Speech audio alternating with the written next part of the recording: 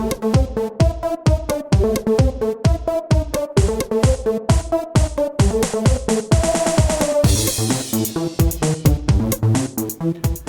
to Beyond the Bounce, presented by ZTE. I'm your host, Byron Bogar, and joining me today, new Legends play-by-play announcer, Jared Sandler. Welcome to the show, Jared. Hey, thanks for having me. Now, Jared, you have a lot of job titles. You are pre- and post-game host for the Texas Rangers, as well as alternate host.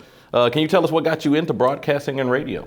Well, I wasn't good enough to play. Okay. I grew up in a sports family. My father was a soccer player. My grandfather was a sprinter. Brothers both played sports, and so I love sports. And when it got to that point where most of us get to, if you like sports, where you realize, all right, the career's over. I knew I liked talking. I knew I liked talking about sports, so I just gave it a shot. And when was that moment? Was it the height thing that got you?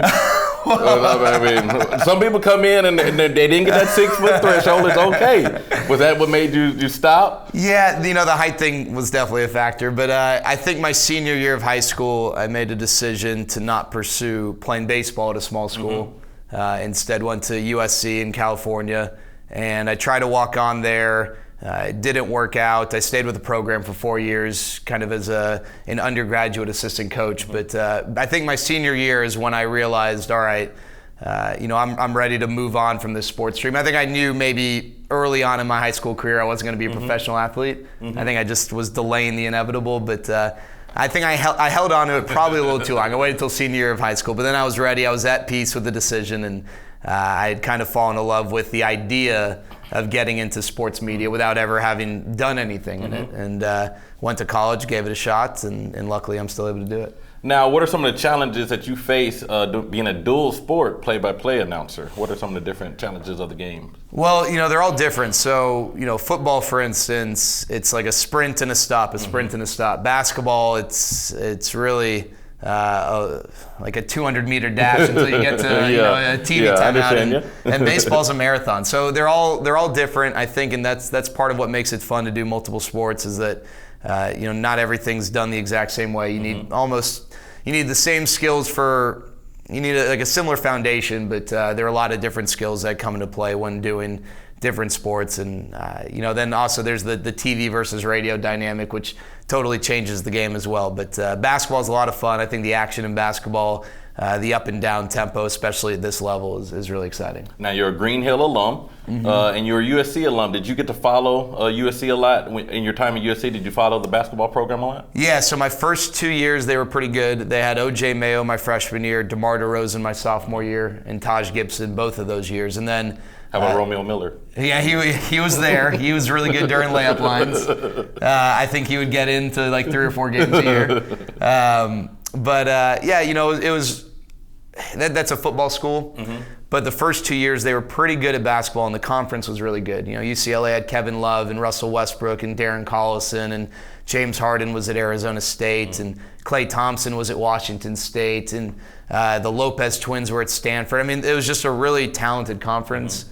So there were a lot of exciting games. USC never quite made as deep of a run into the tournament as I think they were probably capable of doing, but then unfortunately sanctions kind of knocked the program down a few pegs. And they always do that. Yeah.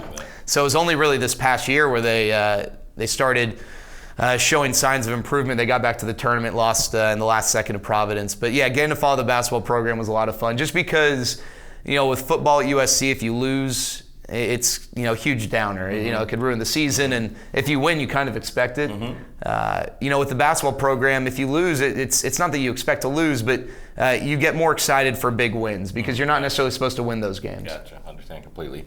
Now, with those stars that you saw in college, James Harden, the Lopez brothers, they all had to go. They got drafted, and they all had to go to the NBA Summer League. NBA Summer League Las Vegas is right around the corner. What are your thoughts on that? And does baseball kind of have, you work with some minor league teams, do they have kind of an equivalent to that? Well, so the Summer League for baseball would be the winter leagues. People go play in Venezuela or the Dominican. And it's an opportunity it's very similar to the Summer League in the NBA, where you get guys like Justin Anderson who have already played in the NBA, and then guys who are trying to pave their own way.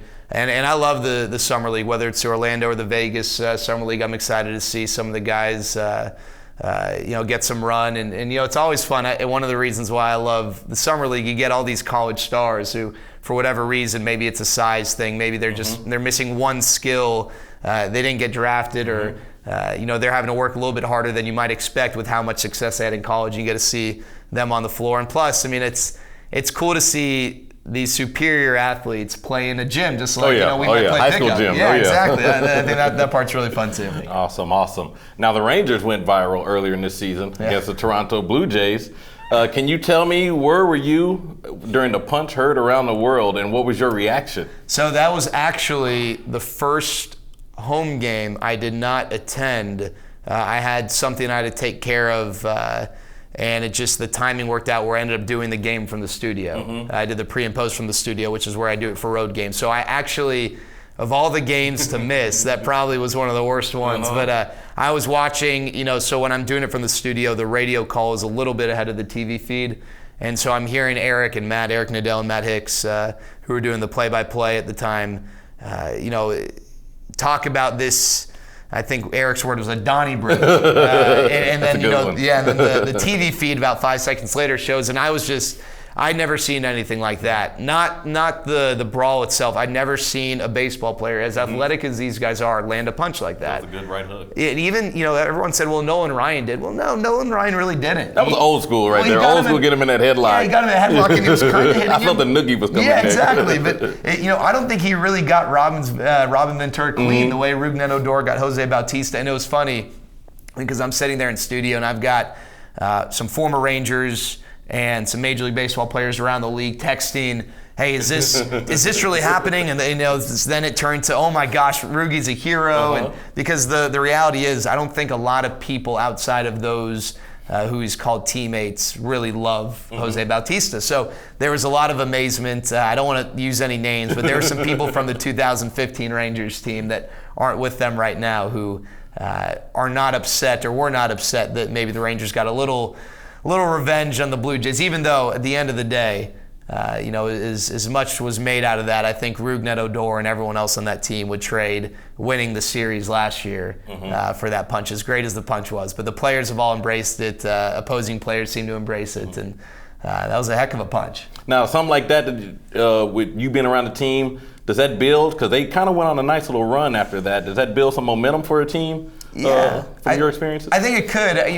One thing I'll tell you is that they were playing pretty good baseball at the time, and this is a pretty tight-knit group as it is. And I don't know, one thing that Jeff Bannister said, the manager, they didn't necessarily need that to galvanize the group, but it happened, and it obviously helped. And those guys all rallied around Rugi. And I think more so than the punch, the scrutiny they face in the media. Some people were criticizing Rougned Odor for what he did. Other people were criticizing the Rangers for the way they went about it. I think that maybe more than the punch itself brought them together in kind of one of those us against the world mentalities. And here's the deal. In Major League Baseball, you play 162 games in 183 days. It's a lot of games. You got to find ways to break up the monotony. And not that you go out of your way to just totally clock someone to do so, but whatever you can do to break up the monotony over the course of a season, I think helps. And whether or not people want to admit it, I think the byproduct of that punch was sort of in that vein. It broke up the monotony, and it maybe deflected some of the attention from the day-to-day grind, and it definitely made Rougned Odor more of a household name around Major League Baseball. Awesome. Now you've had quite a number of stops through your time past college. Where is some of the best places that the microphone has taken you?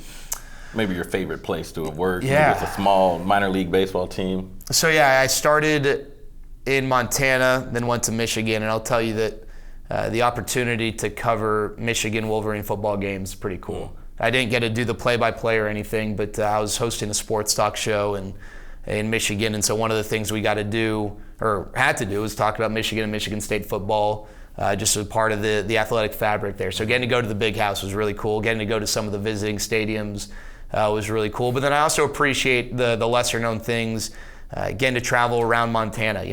I might never go back to Montana. I don't know. Maybe I will, maybe I won't. But there was never any real reason for me to travel to Montana. I got to see how beautiful the state was. And then with Michigan, getting to deal with the ice and the snow was fun. But, getting to go to Canada, getting to cover a World Series. There was a day I'll never forget in Detroit the Lions played the Packers at noon, and then that night the Tigers played the Giants in the World Series.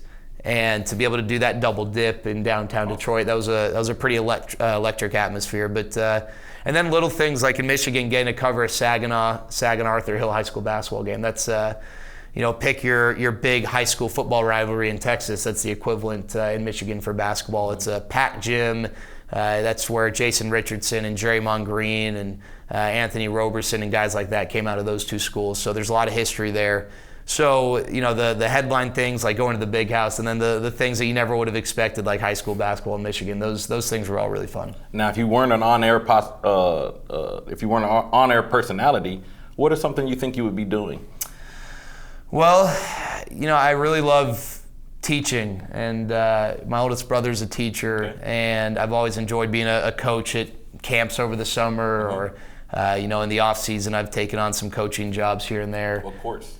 What's that? What course would you like to teach? I was always good at math because, and it's really a sports thing, because, dealing with stats and looking at the back of baseball cards and trying to figure out at a young age, how did they come up with this batting average thing, or what the heck is field goal percentage? I thought they kick field goals in football, So math, or if not math, something with creative writing. I've enjoyed various writing pursuits over the course of, I guess, my student life and professional career. Now, rumors throughout the office is that your older brother Darren is a better athlete. Is there any truth to that? No, there's no truth to that. So I have two older brothers, Darren and Jason. They're 13 and 11 years older than me.